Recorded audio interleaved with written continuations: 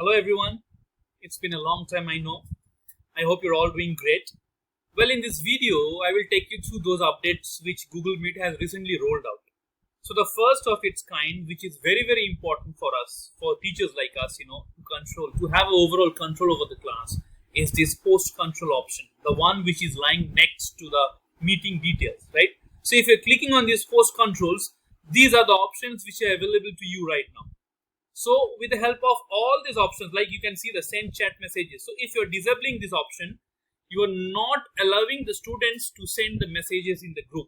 So they cannot do any chat message over there. They simply cannot send any chat message in the chat box.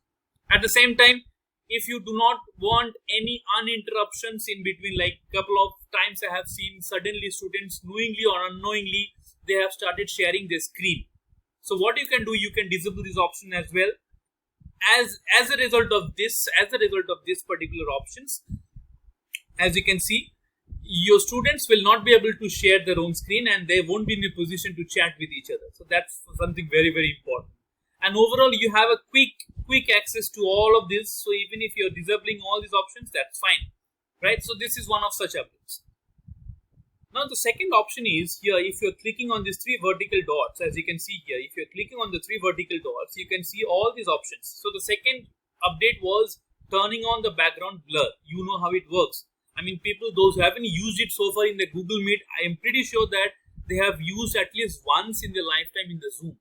So the same way it will work here as well.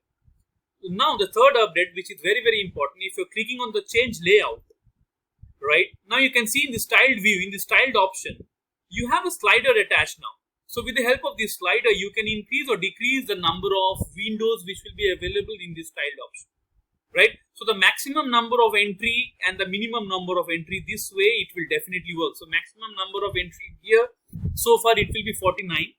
So 49 windows will be available in the same tiled view and the minimum number of entry will be 6, right?